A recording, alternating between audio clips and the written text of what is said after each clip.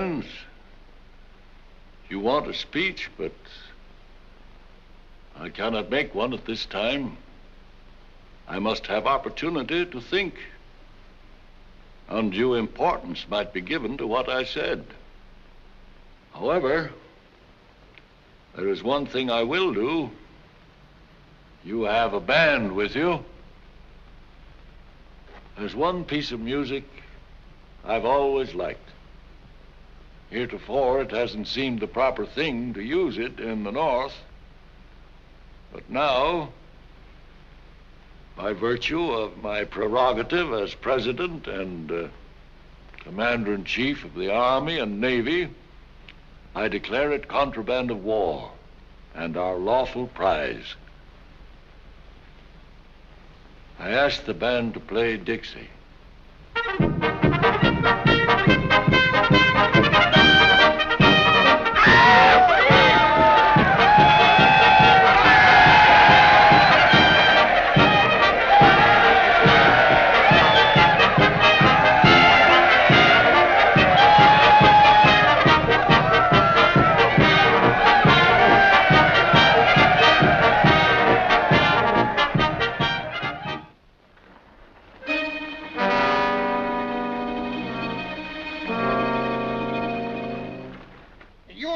Craves affection. Now, I ain't got no fortune, but I'm just a bubbling over with affection and ready to pour it all over like apple sash over roast pork.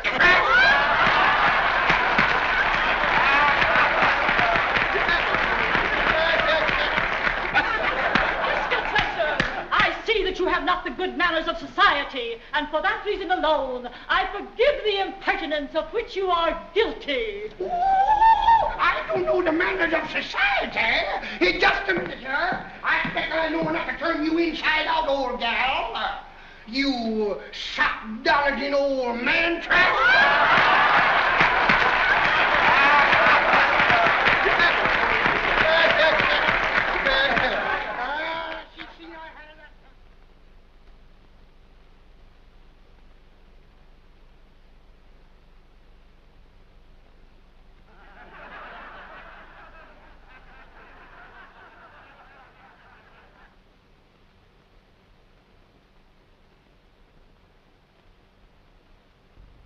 I'm liable to call myself some awfully bad names.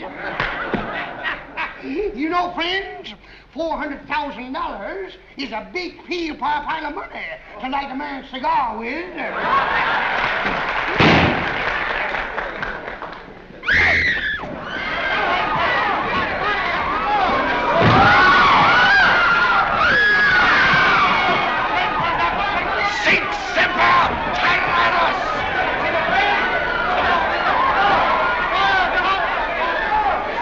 Has been shot.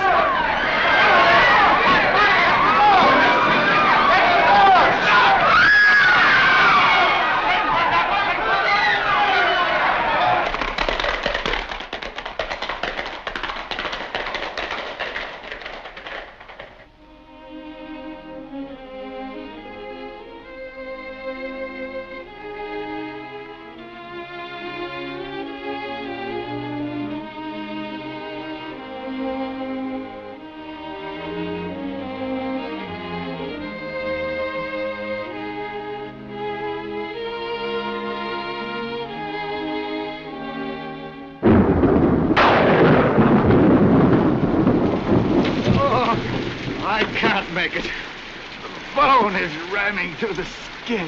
But we've got to get across the Potomac, sir. We won't be safe till we're in Virginia. I can't do it.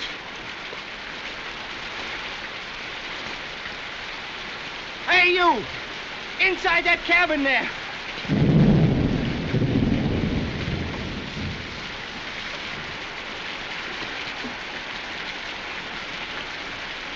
Come here, boy.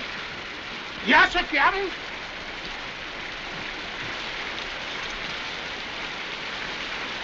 Do you know of any doctor lives around here? Doctor? Yes, sir. I knows one, Dr. Mudd.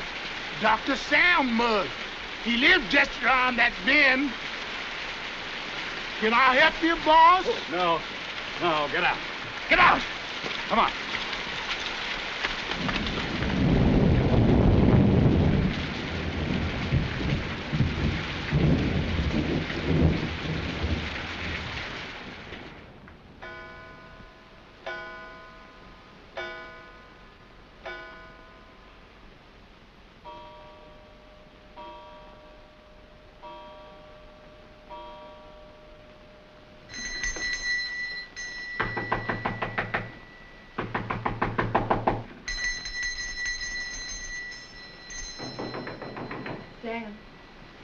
Sam. Huh?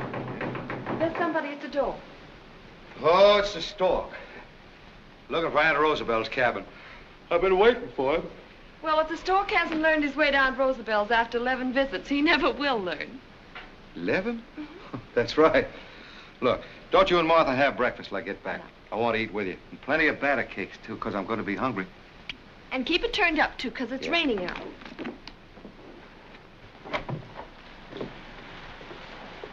Dr. Mudd? Yes? His leg's broken. Can you do something for him? Yes.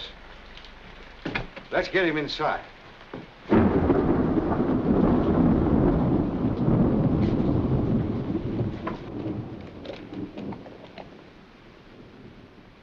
Sorry here to have to cut your boot.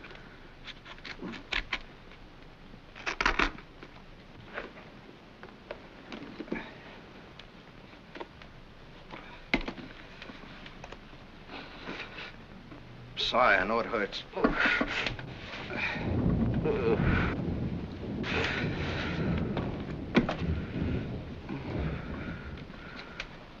Hurry, please, hurry.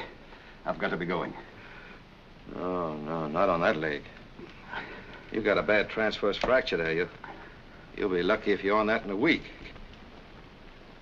Just fix it the best you can. Hurry. See, I haven't got any regular splints here, but take it easy now.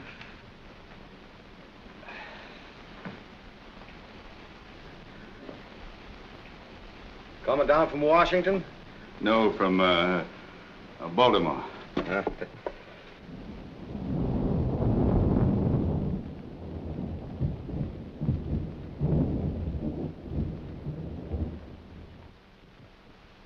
I'd certainly like to have been at the White House last Sunday when old Abe asked the band to play Dixie. I guess old Abe's all right after all. Looks to me like he's the only salvation we Southerners can look for. Him and God's mercy.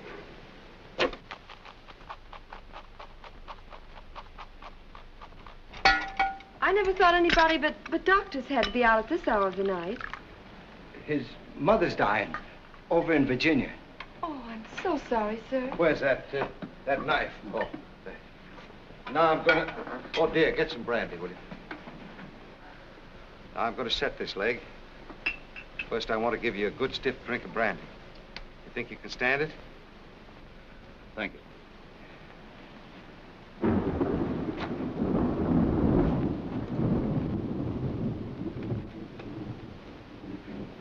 Now, it'll only take a second or two. Now, easy now. Easy now. There. There. You know, I think it's downright foolish trying to travel on a leg like that. Look, I could put you up in a spare room. How much do I owe you? Oh, I don't know. $2 will cover it.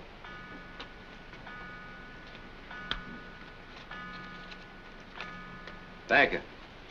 Oh, say, look, wait a minute. I want to give you a prescription.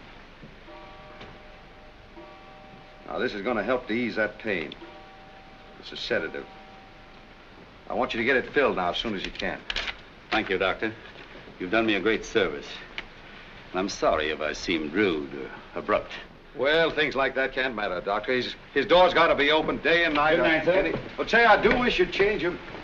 Good night.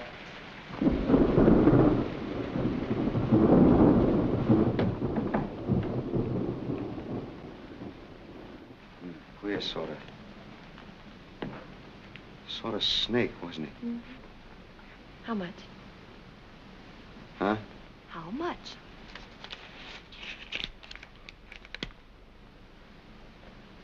Good heavens. $50. 50? Oh, Sam, there must be some mistake. Shall I call him back or lock the door?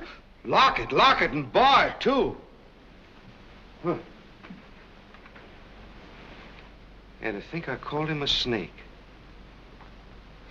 As a matter of fact, he's probably a very kindly old philanthropist, just looking around for deserving families like us.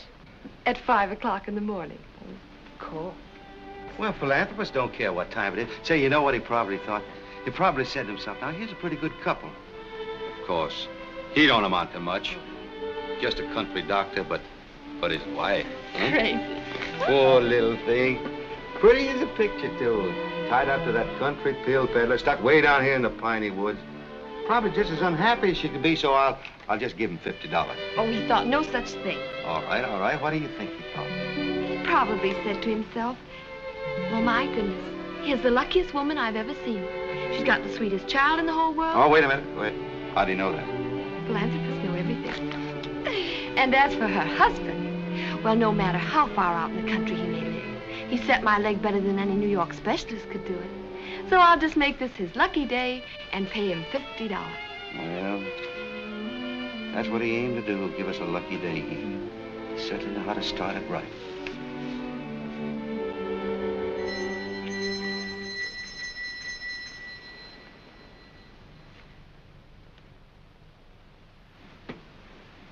Well, it was nice while we had it.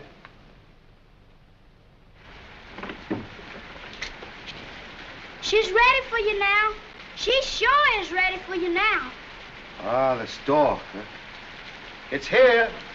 My son, Aunt Rosabella ain't gonna have no stock, is she?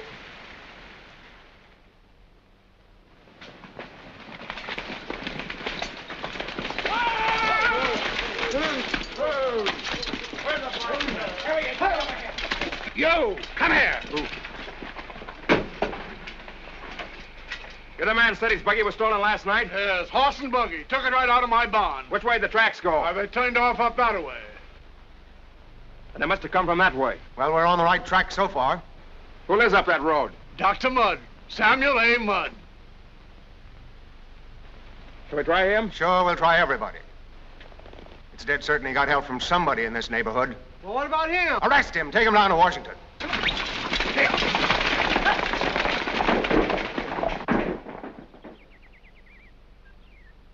But I tell you, it was not a question of slavery, and never was. It was a question of states' rights. The Constitution of the United States laid down certain fundamental truths, I gad, and one of them was that the individual state had a right to secede at any time it so chose. But what happens? What in thunder's that? Ask just how many grits. How many grits? Flies all over everything. Where's your ma? She hasn't got up yet. Well, where's your pa? He's out. What? Who's sick now? At Roosevelt, I think. What? What ails Roosevelt? Huh? Oh. Gee, honey. Would you mind leaving the room for a minute? Why? Because your grandpa says so. Ha, ha, ha. Ho, ho to you now. Run along. No, Shoo, shoo. Yes, shoo, shoo to you. Shoo, shoo. Get out here. Well, what about Roosevelt? Roosevelt want to have baby. Yeah, Gad, how many is that? She say 12. Yeah, Gad, what's Roosevelt trying to do? Start a whole new generation by herself?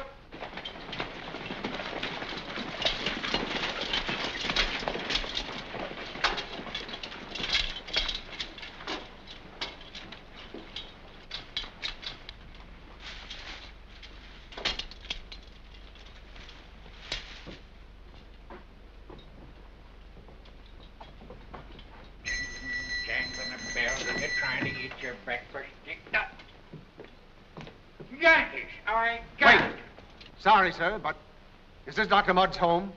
It is.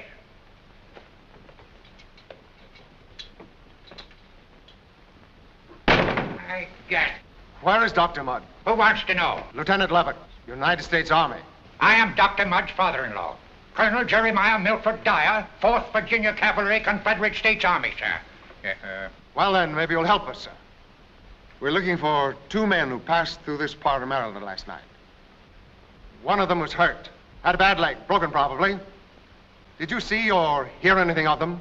If you will order that animal to keep his filthy Yankee nose out of my affairs, I may answer you. Wait outside, Sergeant. In front.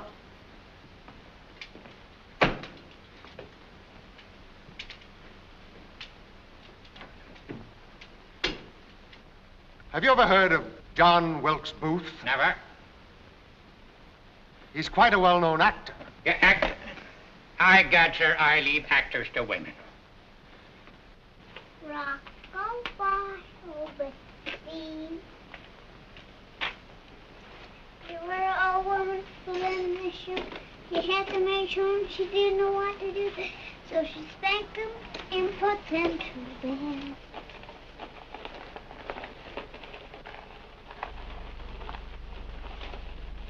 Howdy, little Johnny Reb. What do you call that? That's my Dolly's carriage. Huh. It's the first time I ever saw a Dolly's carriage with a spur on it. Now look, you broke my dump. Oh, we can fix that. Here. I've done this lots of times. This'll be easy.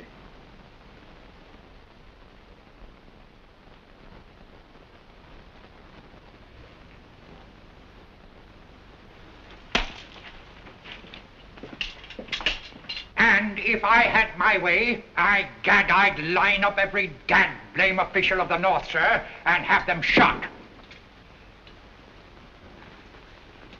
Yes, sir. Have them shot. And are these the sentiments of your son-in-law? My son-in-law, sir, is a Southerner. Then with your permission, Colonel, or without it, we'll wait here for him. But... Colonel, stay here and sit down. You colored brothers have got to realize that you're no longer slaves. You're free men. And you're as good as any white man in the state of Maryland. The right to vote is yours, and it's up to you to take it.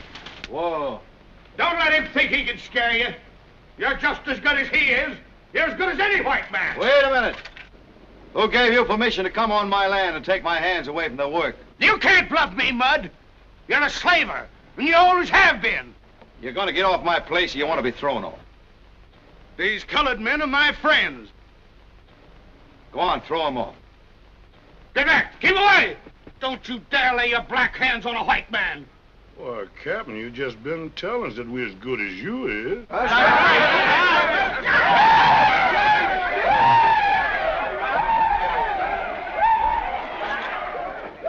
Buck! Buck! Come here.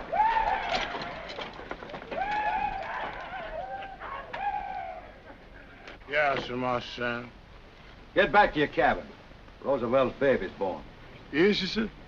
Well, what kind I got this time, sir? A fine-looking boy. Strong as a bull. Come on, get it. I vow and do declare. Another boy.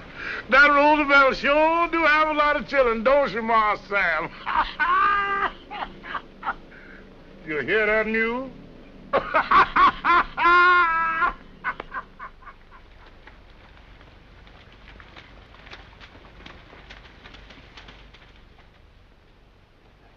Well, whose big girl is this coming to meet her daddy, huh?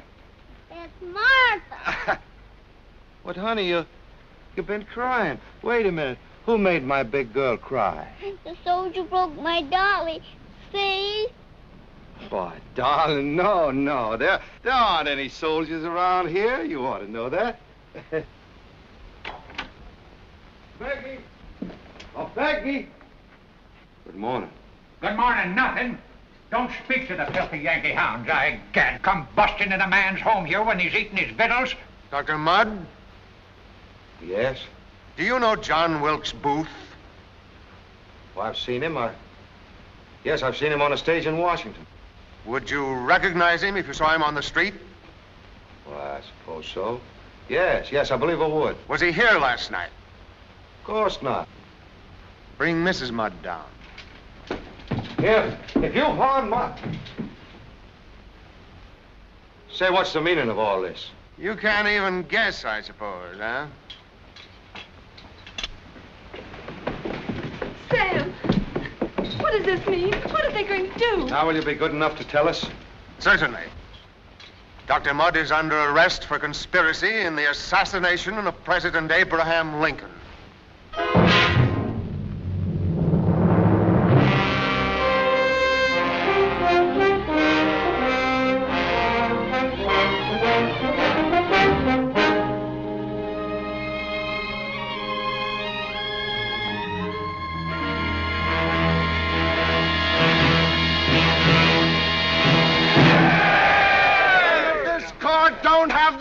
needs to hang these murderers of Abraham Lincoln, we'll hang them. Let's get him now! Burn the traitors!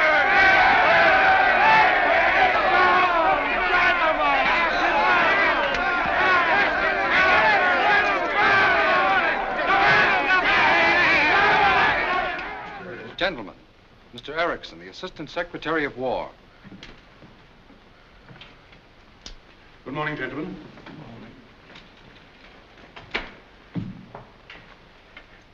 I suppose you all realize that as members of the court-martial for the trial of the conspirators in the assassination of our beloved president, you have on your souls a grave responsibility. We realize it very deeply, Mr. Secretary.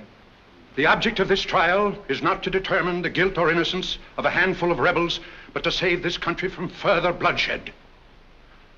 The solemn truth, gentlemen, is that the Federal Union is on the verge of hysteria. That is why the trial of these conspirators has been placed in your hands rather than in a civil court. Because men of the sword can be hard. And hardness is all that can save this country from riots, mob rule, even a resumption of the war itself. Have you any suggestions, sir? Two, to help you to be hard. First, you must not allow your judgment and decision in this case to be troubled by any trifling technicalities of the law or any pedantic regard for the customary rules of evidence. Second, and most important, you must not allow yourself to be influenced by that obnoxious creation of legal nonsense, reasonable doubt. Is that clear? Yes, that's clear. Briefly, the voice of this court has got to be the voice of the people.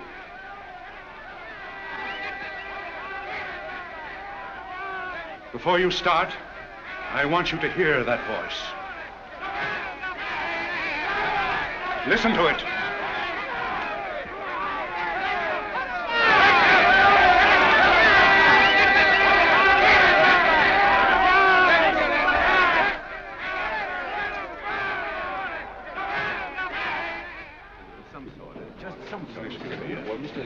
Bring the prisoners. Prisoners to the bar.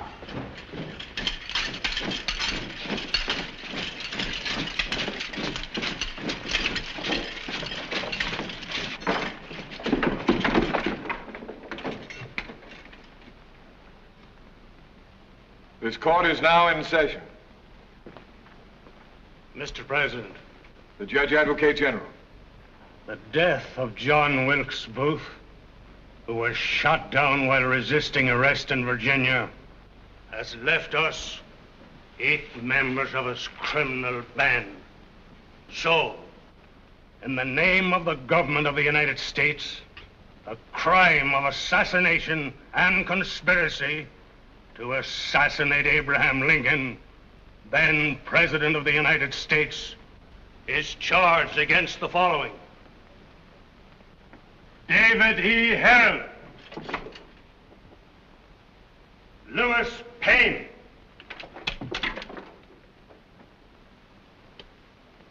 George A. Atzerodt, Michael O'Loughlin, Edward Spangler,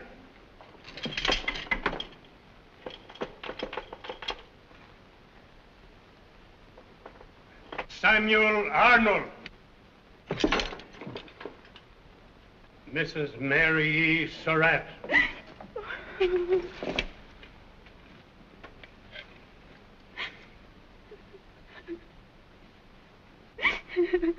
and Dr. Samuel A. Mudd.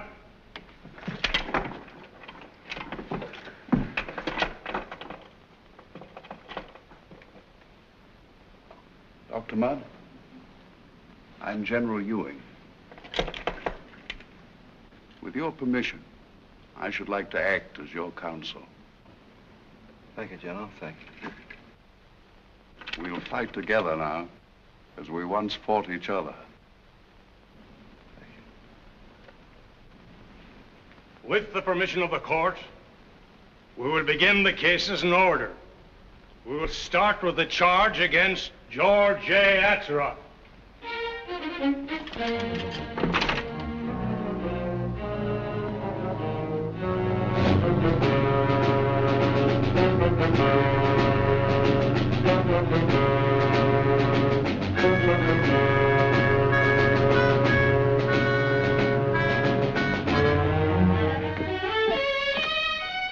But isn't there any kind of news you can give us about Dr. Mudd?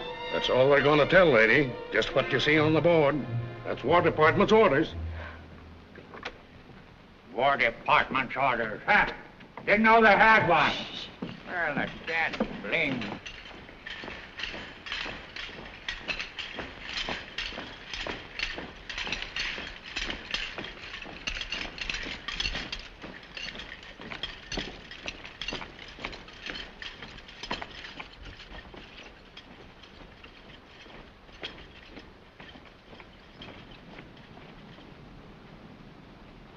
Good night, Sam, darling.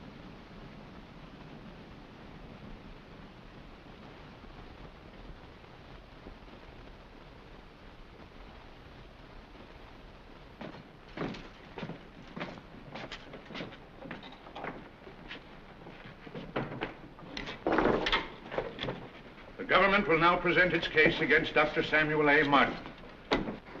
Tell him I've got to speak. I've got to defend myself. I can't let them treat me the way they've treated all these others. General Ewing, you will instruct the defendant to remain silent and respect this court.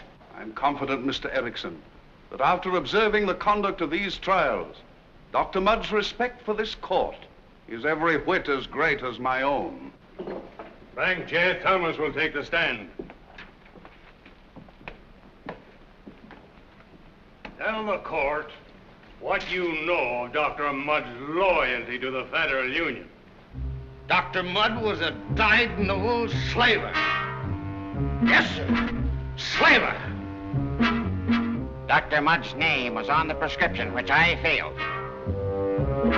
Dr. Mudd served in the Confederate Army.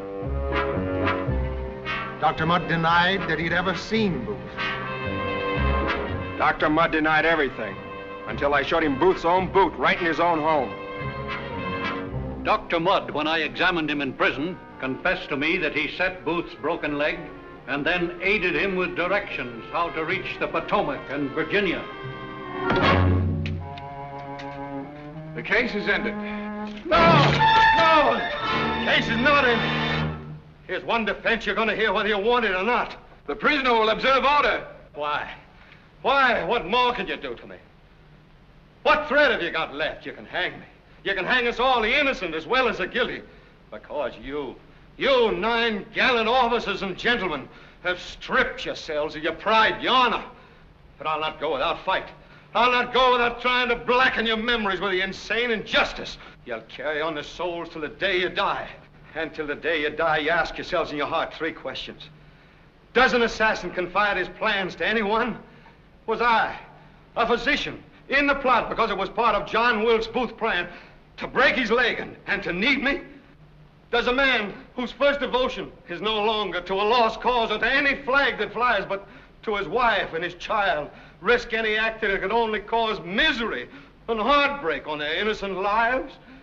In the sight of the holy God I worship, I'm innocent.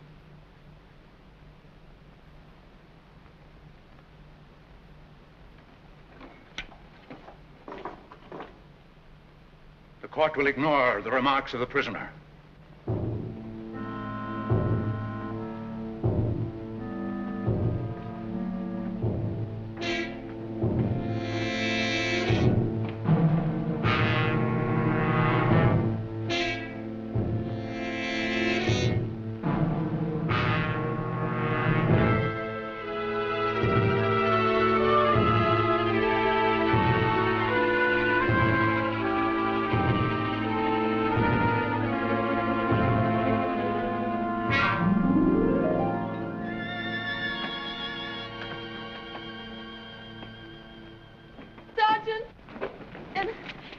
You still can't tell me what they've decided.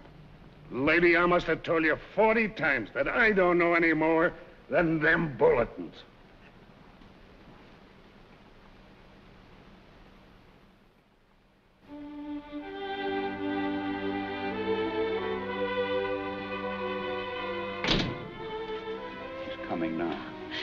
but General, isn't there any possible means of stopping things? Just for a little while anyway. My child, I'm using every legal means that I know of.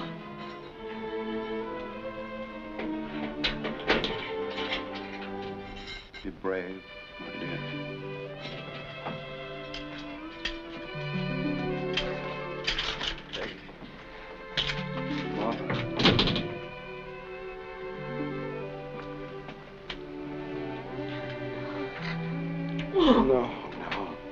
No, darling, don't do that. It won't be long now. We'll all be back together again.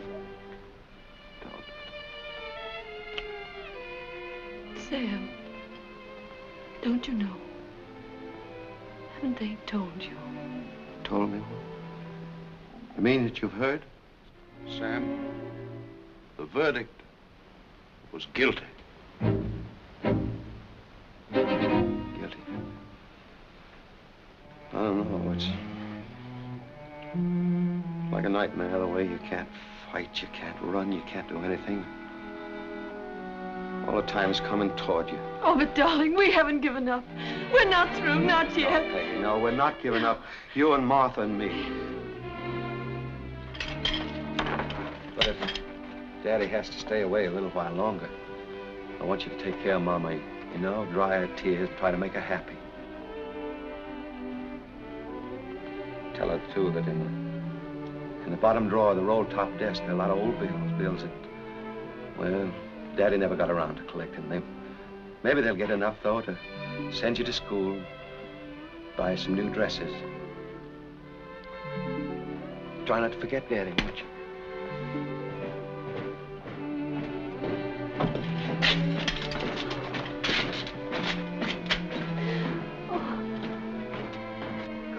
Come on. Let's go. We're not giving up. Not yet, dear.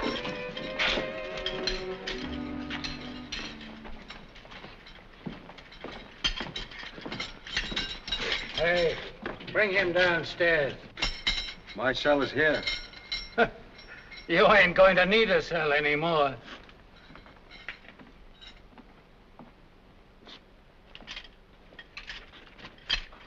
I'll see General Hunter. Oh, I know him very well. Martha. Oh,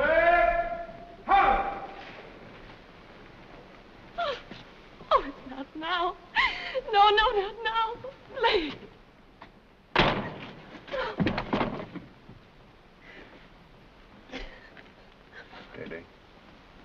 Steady, dear. Say, you got the best place in the yard, lady. Over yonder's where they're coming out.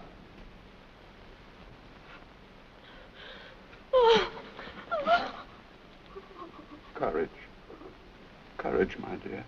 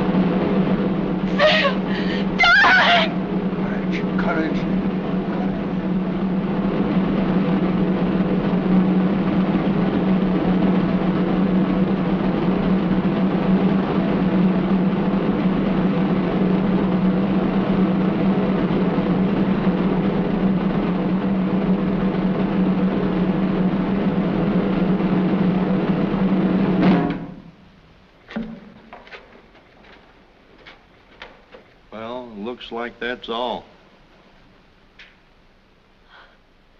He's going to live. Live! Present!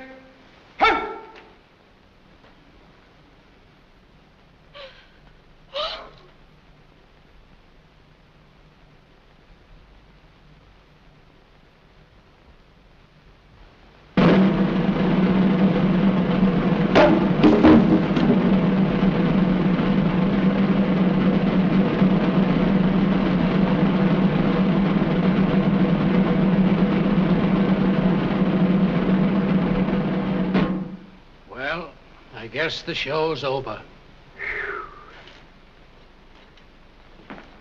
What about him? Life imprisonment. On dry Tartugas.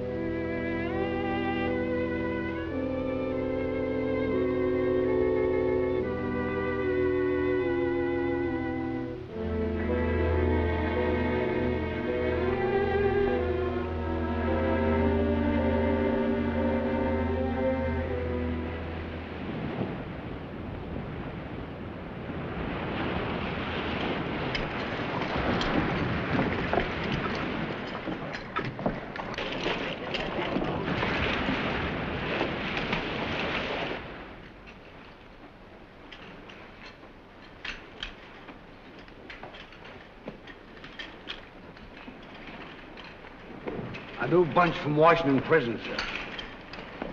Hard one. Report him to the officer of the guard. Yes, sir. Mudd, number 6.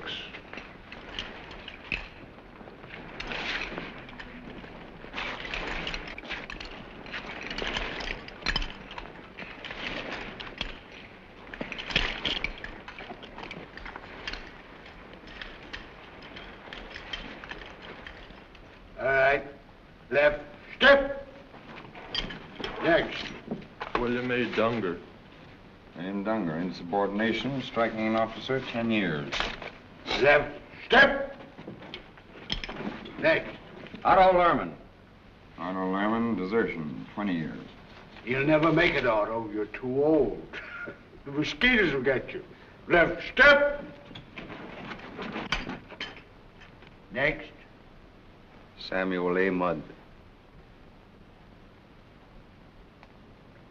Dr. Samuel A. Mudd.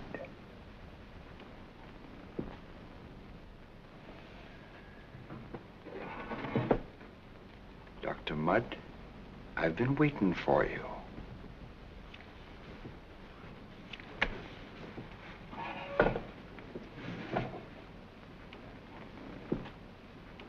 So all they gave you was life. Couldn't hang you, eh? Well, by Judas, you're gonna wish the head for I'm through with you. Take a look at him, you filthy rats. Take a look at the man who killed Abe Lincoln, the greatest man who ever lived. Look at him. Watch him get what's coming to him.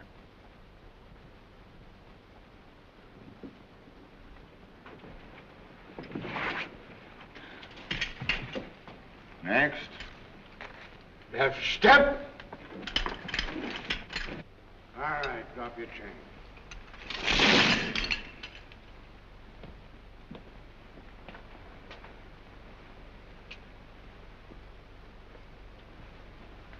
Hanson! Now, before we go any further here, I want you to listen to me. Because I know exactly what you're thinking.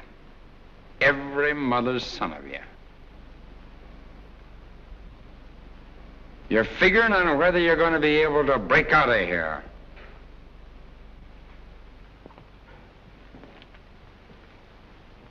Well, we got a little way here of putting thoughts like that out of your heads. Follow me. You first, Doctor.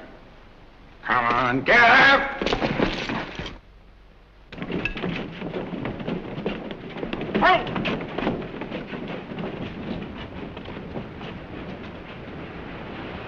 Now, whenever you slops get to figuring on breaking out of here, I just want you to give a little thought to this moat. It runs all around the island. It's 75 feet wide and 35 feet deep. And you know what we keep in it? We keep pets in it. Nice little pets. We got more pets in that moat than you can count. And sometimes we feed them. Not often. Oh, no. But just for you, because I like you, I'm going to give them a little treat. Now, watch close.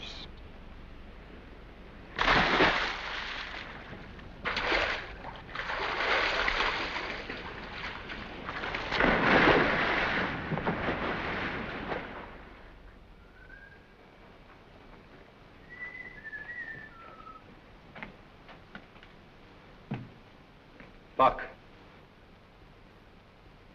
Move on, white man.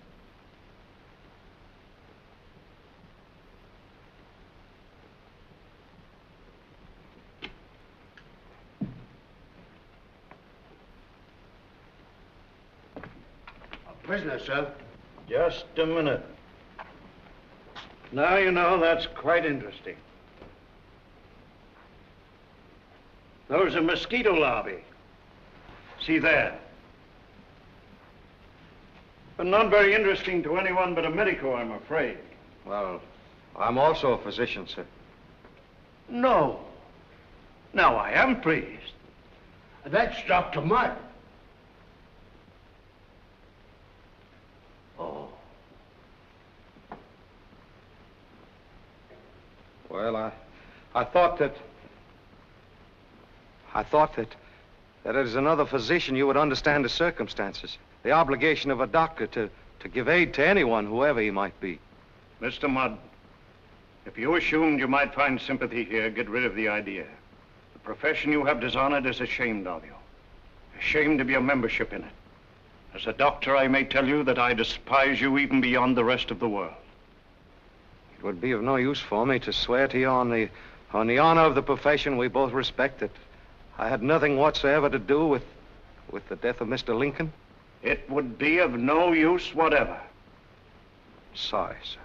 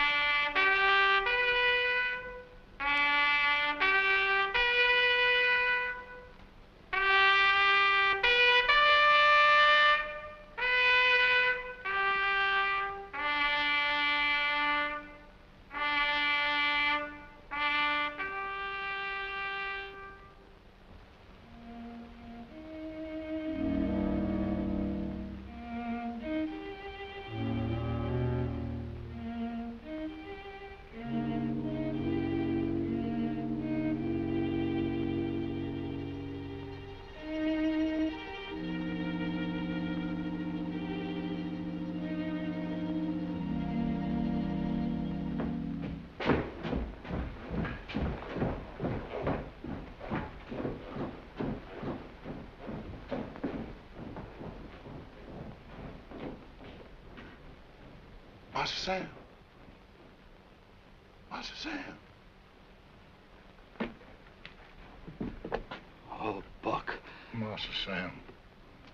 I was sorry, sir. But I was too scared this afternoon. I couldn't say nothing to you then. Oh, I know that. Tell me, what are you doing down here? Oh, I've been here a month waiting for you, sir. Yes, sir. You see, Miss Mudd, she told me to get on down this here man's island, so yeah, I done got on down on it. Look, you give me the first hope I've had since this nightmare started. Yes, sir. I guess so. But here's some soap I brung you. What? Oh, yes, I guess I do need it. Yes, sir, but it's for the mosquitoes. Mosquitoes? Yes, sir. You put it on your face and hands. Oh, I know. Yes, sir, because there's more mosquitoes on this here man's island than I ever seen before. I know, that's why. Watch it. Huh?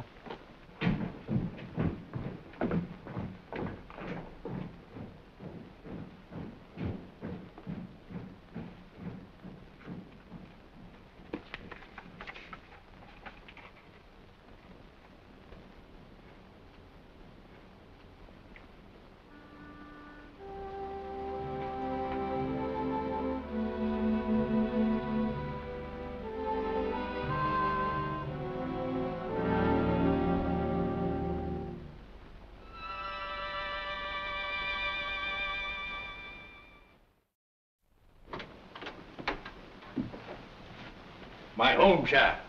Darling, General Dewey. How do you do, General? This is Judge Mabin of the District Superior Court. How do you do, Judge? How do you do, sir? The judge is a Yankee, but he's honorable. Thank you, Colonel. He's going to get Sam out of jail. But, Colonel. Won't you sit down? Let me take your things. Please sit down. Let me explain, General. At my request and for my own satisfaction, Judge Mabin's gone over the whole record of the case, word by word. And the evidence produced. No civil court could hold Dr. Mudd for 10 minutes. You have some sort of plan, Judge. The plan is Mrs. Mudd's. No judge dare devise anything quite so extreme. I explained to Judge Mabin what happened to the writ of habeas corpus you obtained for Sam. The government simply laughed at it. But if a writ was served on him in, say, Key West, a civil municipality, it would be honored, wouldn't it? Of course. But Dr. Mudd's not in Key West. I know he isn't. Yet. What did I tell you? But great Scott, Mrs. Mudd. You surely wouldn't dare... General Ewing, I'd dare anything for my husband. And it isn't only freedom I want for him. It's exoneration, too. He's innocent. And I want them to say so to the whole world. But if we wait... Wait? Wait for what? For the government to kill my husband? That's all we've done is wait. And trust and have faith. Oh, I'm so sick of waiting. I found a way to get Sam out. Just a moment, Mrs. Mudd. Now, all I have to say is this. If Dr. Mudd should be able to deliver himself to the civil authorities in Key West, I could have a writ of habeas corpus there to be served on him. Now, under its protection, he could be brought back here. I'd reopen the case, and I feel sure, give him a far different trial to the one he had at the court-martial. But as to how Dr. Mudd is going to be able to get to Key West, well, I think I'd rather not hear. Good luck, my dear. And remember, I won't be the only Yankee who'll be praying with you. And don't let anything disturb you. I won't. Good day, gentlemen. Good day. We'll sell, pawn, mortgage, everything. We'll get enough money. Oh. You understand what this means to me, don't you? It's all that's left of our lives, Sam's and Martha's and mine. And it's only your support behind us that we're asking. You can leave the escape entirely to me, sir.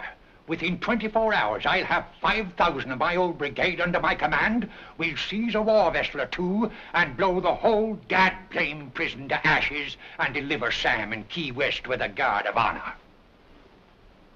I'm sorry, Mrs. Mudd, but if you're set on such a foolhardy plan, I must withdraw from the case. But we have to do it. He's got to be free to be tried. It's the only way. Oh, don't you see? I'm sorry. The risk is too great. My God, sir! And if you'll take my advice, you too will abandon this mad scheme.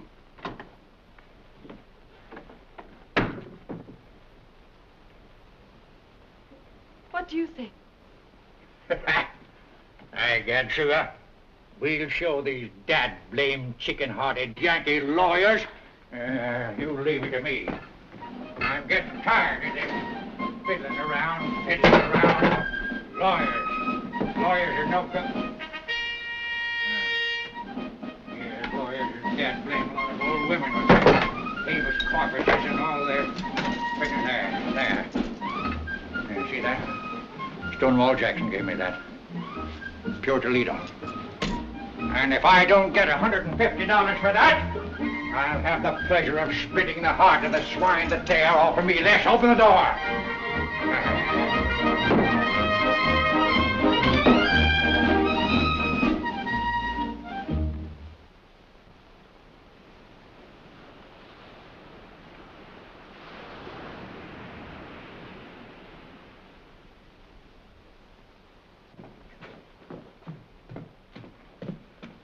Master Sam. Master Sam. Yes, Pop. Oh, thanks.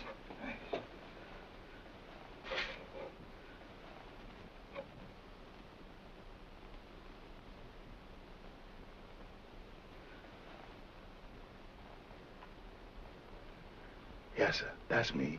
I kind of fixed my name up a little bit to make it sound kind of nice.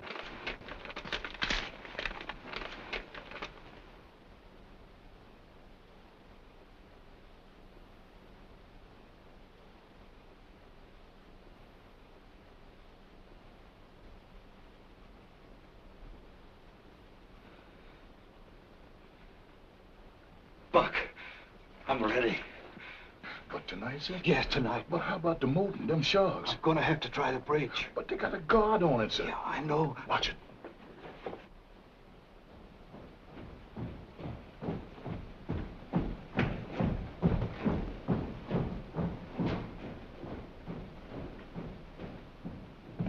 Master Sam, if I could go with you, yes, I can arrange to be the guard that's on the bridge. That's right. If you could arrange to be the guard on the bridge, we could both go together. Yes, sir. Now listen. Yes, sir. There's going to be a boat. They're going to flash two lights. I'm going to have to swim out. Yes, sir.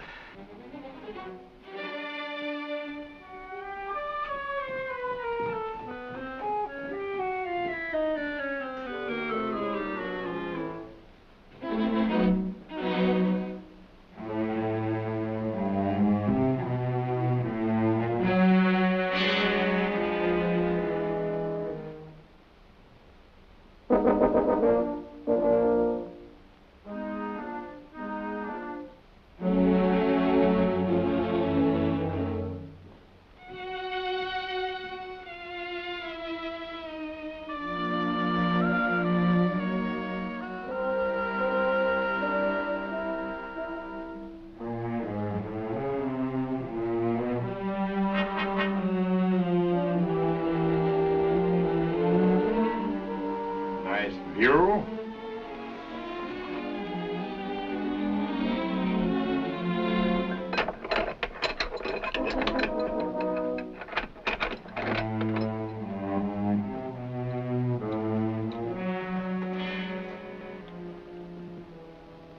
What's outside? Just outside.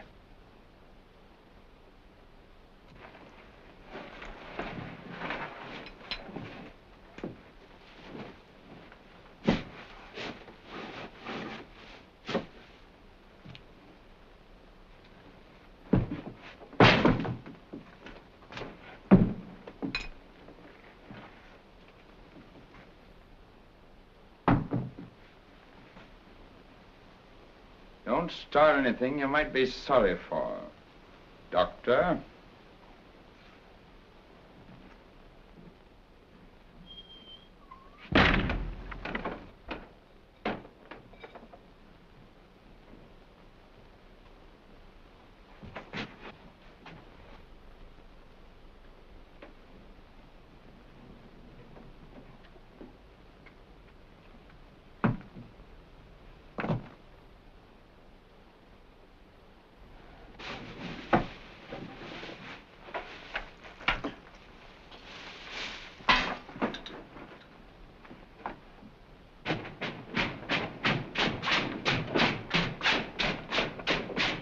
Second guard detail, forward, strip. Guard detail. Halt. White face. Number 2, step out.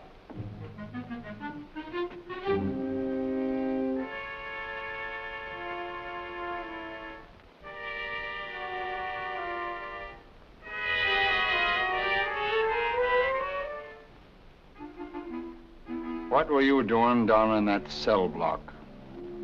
Says which? I saw you. Yes, sir, it wasn't me. As you were. Left face. Forward. Step.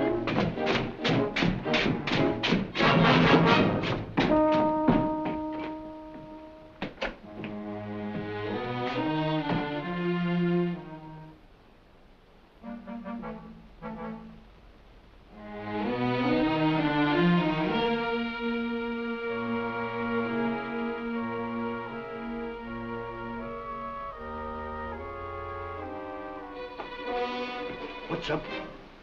I don't know, but I'm gonna find out.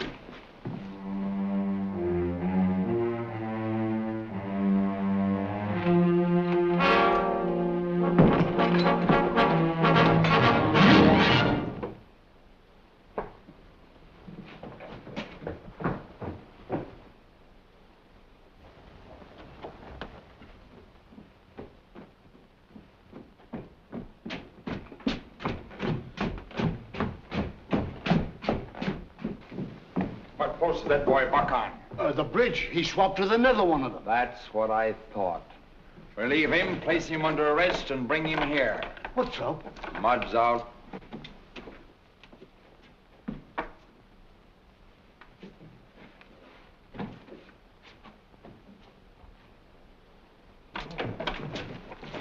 Wait! He's out, but I don't want him back alive. Do you understand? Post extra guards at the bridge. Notify all sentries. We'll see if we can give this Judas what the court-martial should have given him. Tell him to shoot, and shoot straight. Guard, watch that. No. Wait. Guard that magazine over there. Quick step.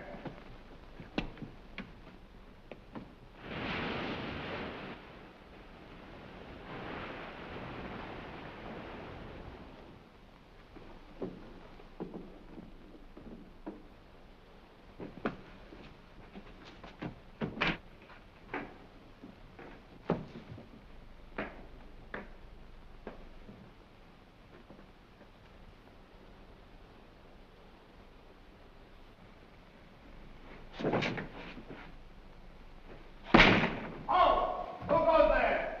Corporal of the guard. The star order's out. What? Yeah, the Rankin don't want him back. His orders are to shoot on sight. If I see him, I will. With pleasure. Mud's out. Double all your guards.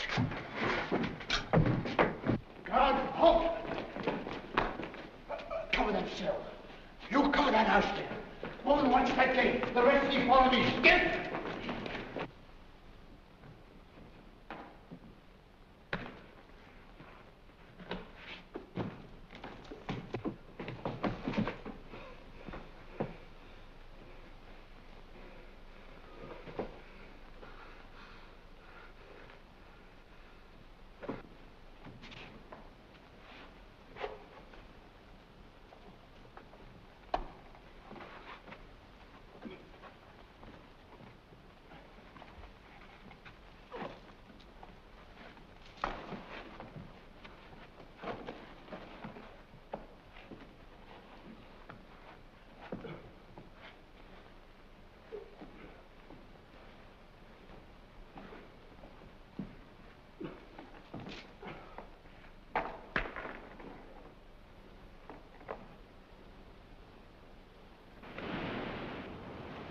Soldier, you're under arrest. But I just... Keep it to yourself. Move. Take your post.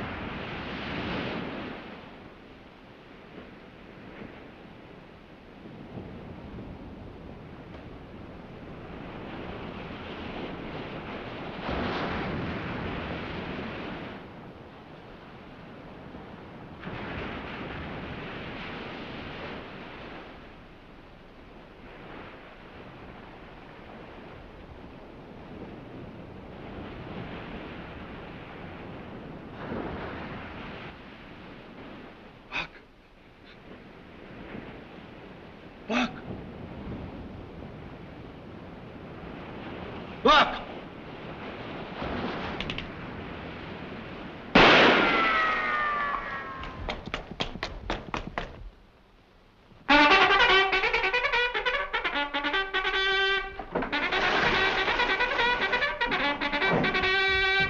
Bring out those pieces on the double. Hurry it up.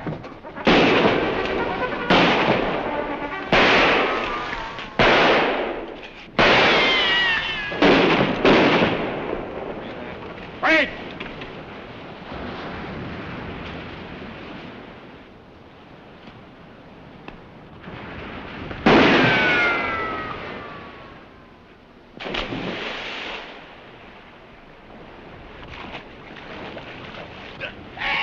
There he is!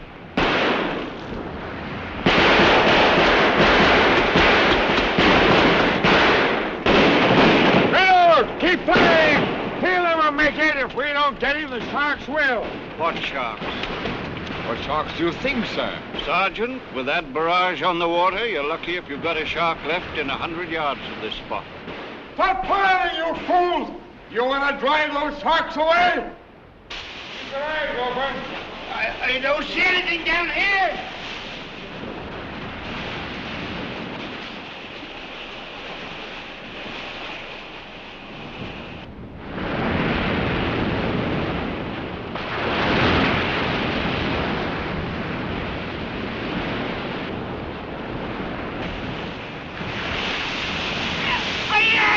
He's outside!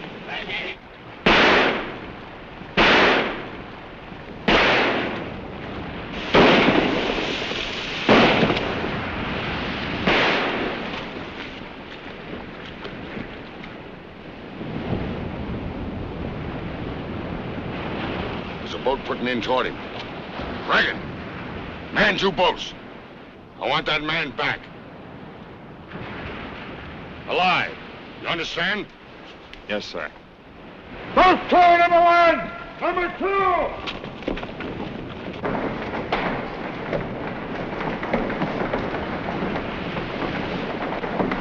Man your boat! Come on!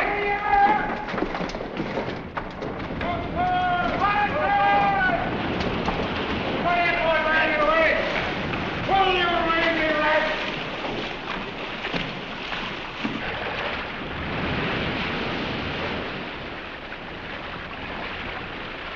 Right, start a little more. There he is, boys. Put him in.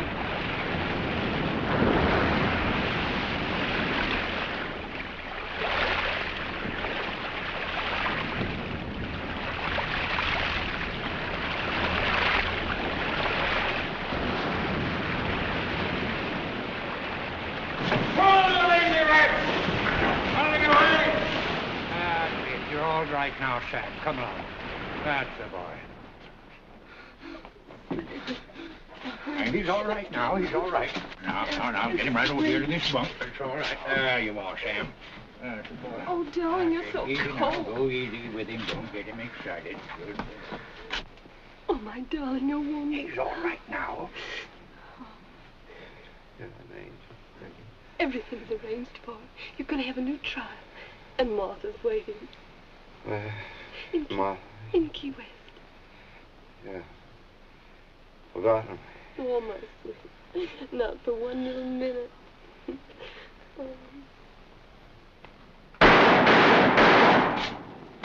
Hey, Gad, I'll soon stop this.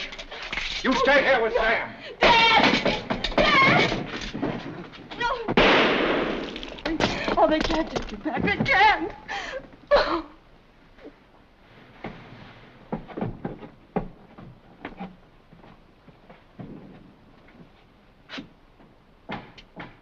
Hi, Judas.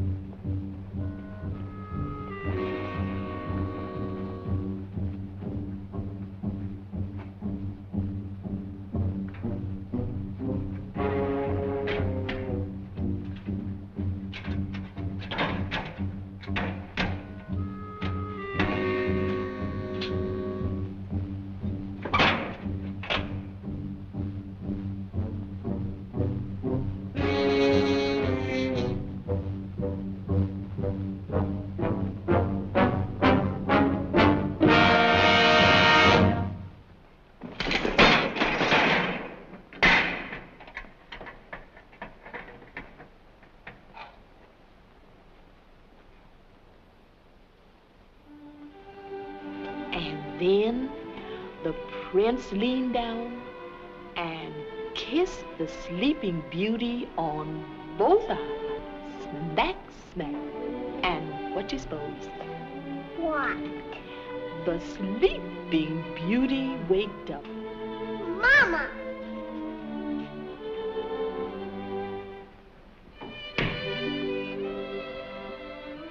Where's Daddy? Daddy couldn't come, darling. He wanted to, but... Oh, sweet dear, darling, it doesn't mean forever. He'll come yet. He will. I promise you. Where's Grandpa? Grandpa's gone away. He's gone a long, long way away. Forever? Forever.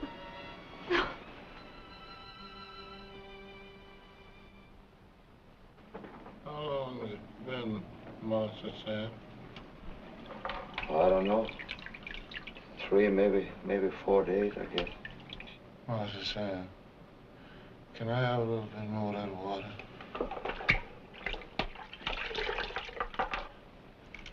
I ain't even heard no bugle calls. Ain't even seen nobody. No food. No nothing.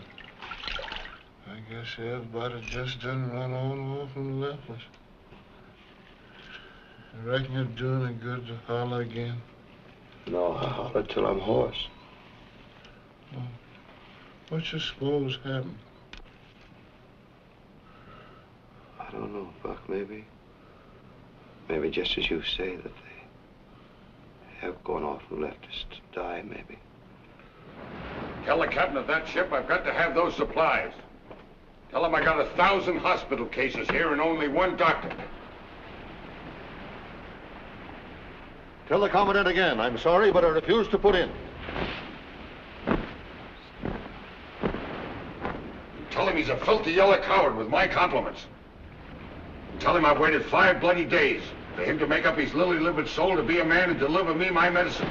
And now if I don't see some action out there inside of 5 minutes, I'm going to turn a cannon on his bloody tub and blow it to kingdom come. Government ship or no government ship. That'll make you sleep a little. You're gonna be all right, son.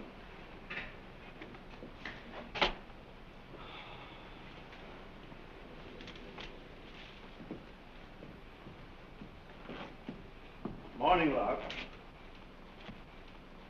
Are you all right, sir? Just tired. Very tired. It's a hard job, son. Always a hard job when you don't know what to do and got no one to do it with you.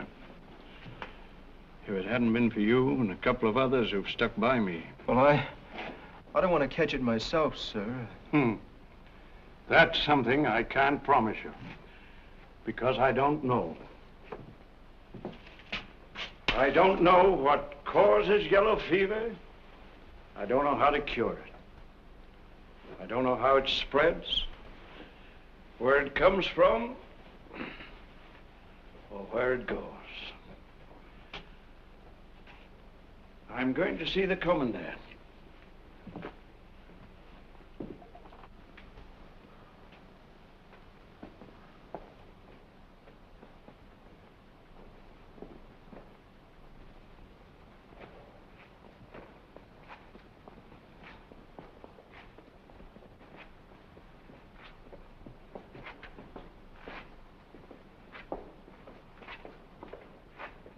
Why, Doctor, he got it.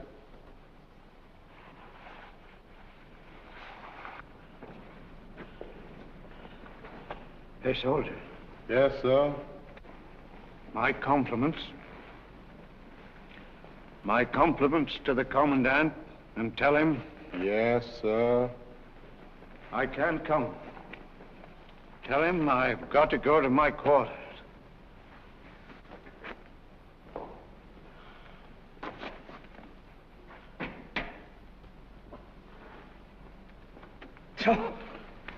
White boss sick. He's got it too. White boss sick. He's got it too. Soldier. Soldier. Come here, help me. Come here, you fools. No, sir, white boss. No, sir. You swine, I tell you, you've got to help me up.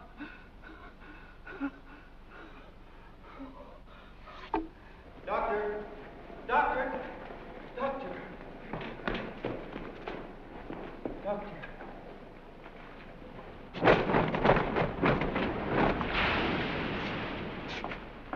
Well? Says he can't do it, sir.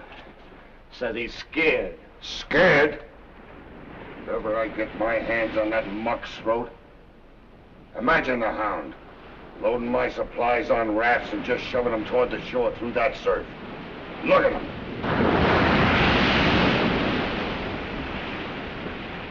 Scared to land them.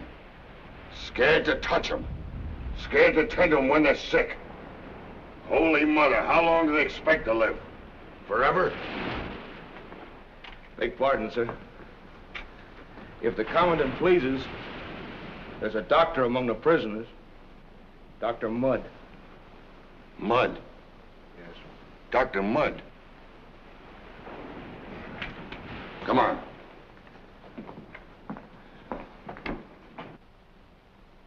Open up.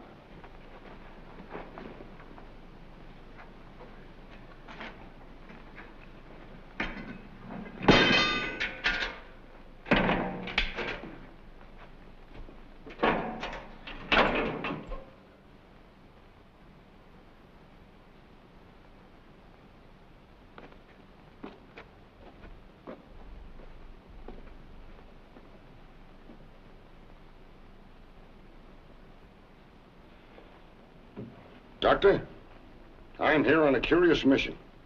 I want your help. My help? I need it. Desperately. Doctor, this island is a pest hole. It's steaming with yellow fever. The worst epidemic we've had in years. I've got 3,000 men here, soldiers and prisoners. And those that aren't dead or dying are crazy with terror. And we're all trapped here together. What's all this to me? That's what you must decide for yourself, sir. And the good Dr. McIntyre? The good Dr. McIntyre is down. Bad. You're quite right. You couldn't possibly be in a better position to tell me and my men to go straight to the devil.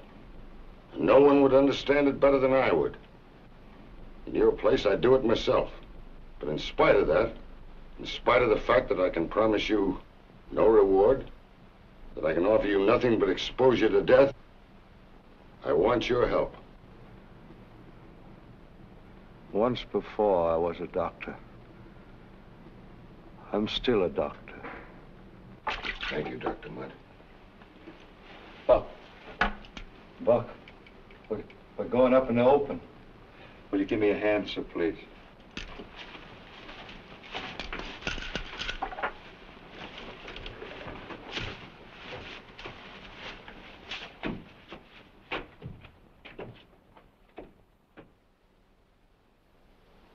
That was the last straw when they heard about Dr. McIntyre's dying.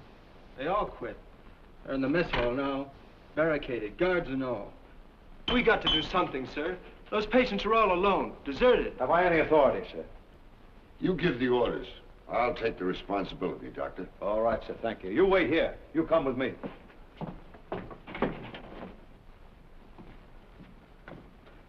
Aren't you afraid? Doctor, I'm scared to death. Yes, so am I.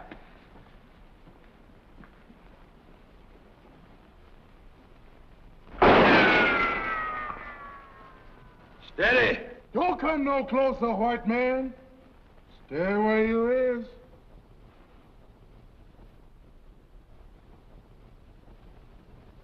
Us men ain't gonna come out there for nobody. I'm not gonna ask you to come out. But you're gonna listen to me. I'm just gonna tell you what you're gonna get. You're gonna get hanged, all of you.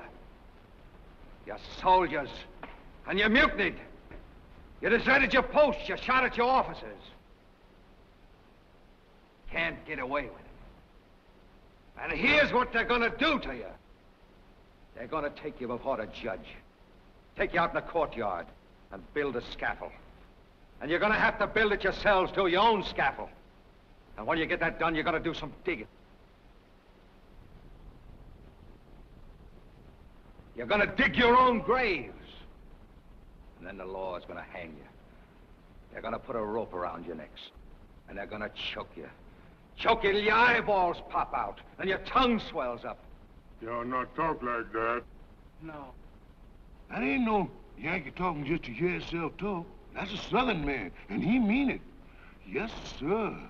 But for those of you that want to be saved, that want to live, I got a proposition. Us don't want to go near them yellow fever, man. Do you want to hear it or not? Yes. All right. There's nobody going near those yellow fever men. But this orderly and me. But I need help outside. I need workers, colored boys, water boys. Boys that's willing to do what I say. Any of you boys that are willing to do that, I promise to save from hanging. He sounds like a nice man. I don't want to go near them yellow fever boys. The white man say you don't have to. And besides, I'd rather be beside them yellow fever boys than hang and my balls popped out. Coming out, white boy. All right. Now look, I'm going to give all of you just 1 minute to make up your mind. Coming out, white boy. That's it. Come on, all of you. Hurry up. Hurry up and don't forget. I'll keep my promise. Everybody. Come on, hurry. Come on, white boy. Come on, all of you. Come on, all of you, boys. Come on, white boy. Back, you men begin tearing out those windows. Sash and all. I want to get some air and sunlight in this hospital. Come on, double time now. Come over here, you fellas. Look, get ready to soak these blankets. Keep them wet. I want to wrap those men up till I wash some of that fever out. Hurry up now. All right, Don't with get those blankets going. on. Come on, you and I going in. You think all this will do any good, sir? Oh, good. I don't know, but it'll make them comfortable, isn't it?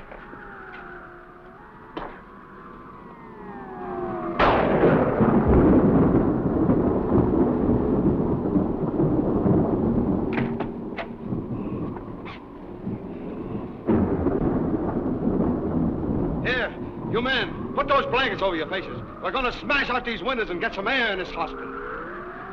All right, tear them out.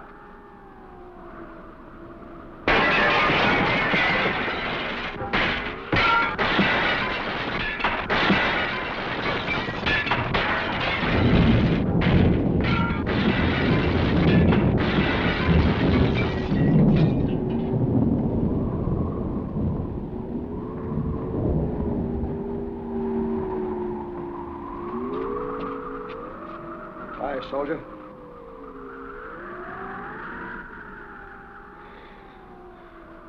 Get away. Judas.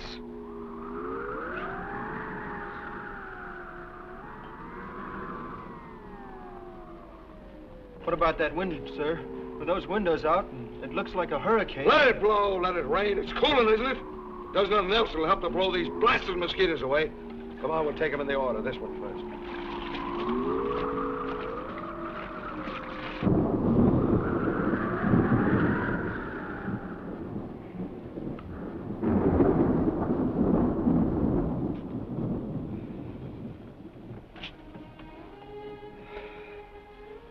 How you feeling, Buck? Oh, I'm feeling pretty good, Master Sam. Since you done chased them mosquitoes away. It sure seems a long way from Maryland.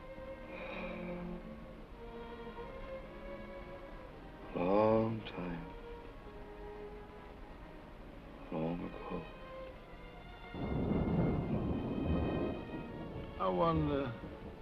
I wonder if Roosevelt done forgot me. Forget you after 12 children? It's impossible. And that Roosevelt sure is one real woman, ain't she, Master Sam? Well, how's it look today?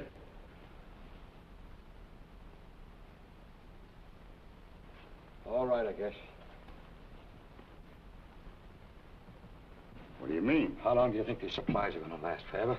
Where's the medicine coming from? 2 days from now, out of the air? Steady. And how long do you think I'm going to last? Forever? You've got to get some sleep. You've had 5 days of this. You're exhausted. Yeah, right out yonder, not a mile offshore. There's a ship full of supplies. And a half a dozen doctors, not country doctors brought up on bellyaches and babies, but real city doctors. And the whole United States government can't make that boat come help us. You let me put you to bed. No! Sorry. I'll go to bed because I'm tired.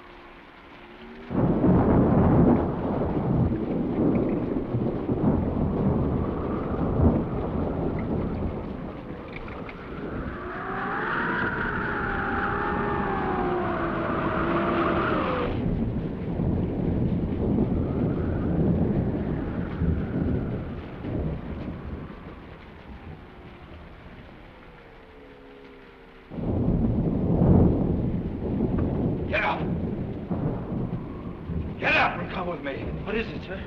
Come with me. I need your help. Doctor, you're sick. Of course I'm sick.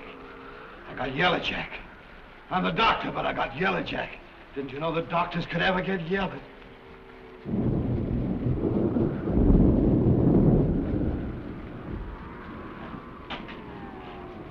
Only doctor in the world got 1,000 cases.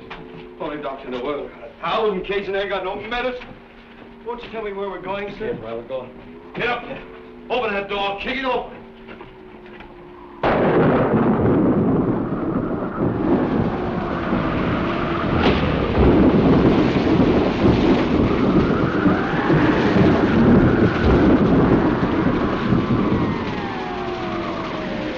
Throw the gun, crew. Yes. Get up. Man your gun. Hurry up. Pull out that ladder. Get the signal man. Hurry up! Get up!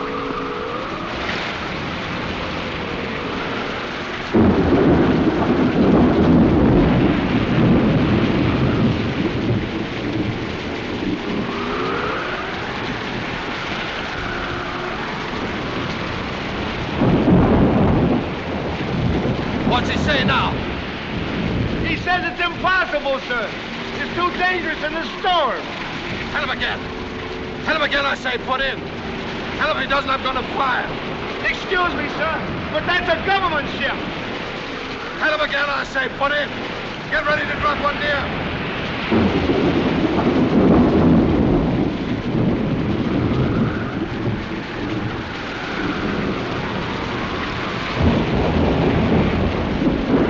He says he won't, sir.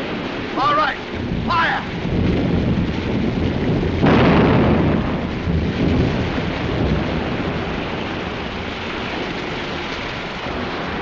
What's he doing now? They're putting out to sea, sir. All right, hit him. You can't do that, doctor. You fool. I got to get that medicine. I got to get those doctors. Can't you see I'm sick, too? I got yellow jack. Like everybody else here, but I'm the doctor. I got to look out for things. Come on. Give it to him, I tell you. Fire. But, Captain, us can't fire at the flag. Fire that gun, Negro. Fire!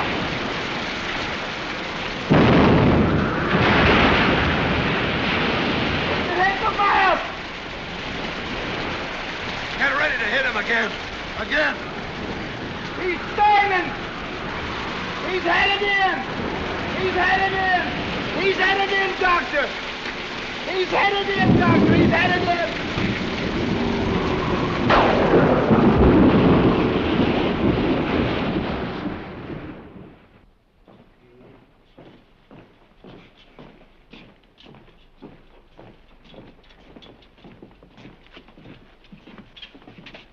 How's everything this morning? Still all right? Looks like I'm going to live.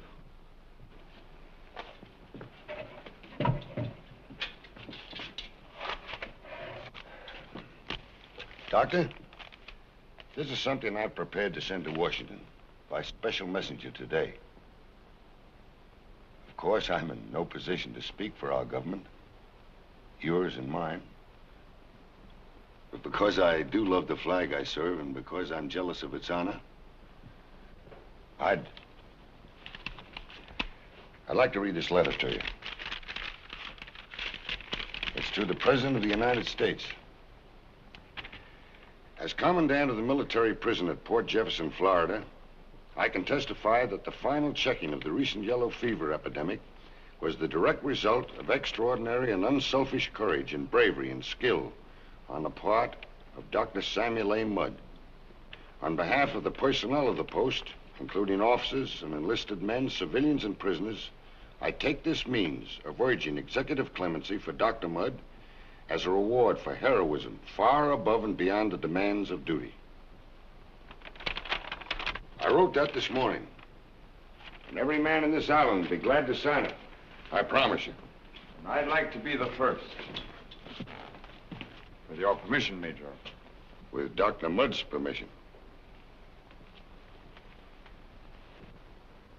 Thank you, Sergeant.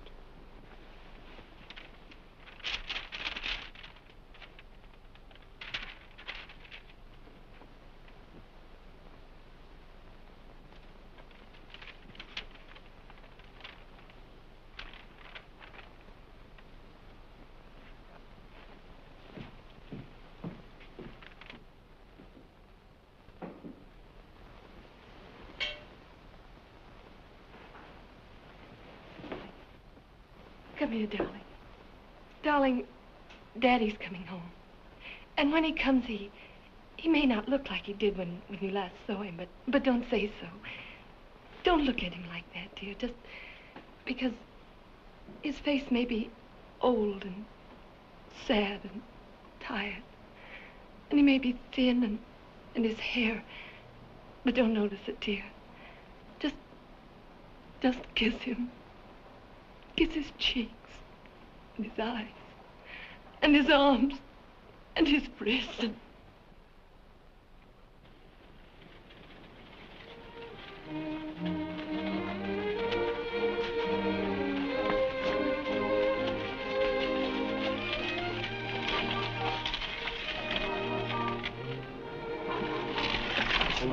Supplies.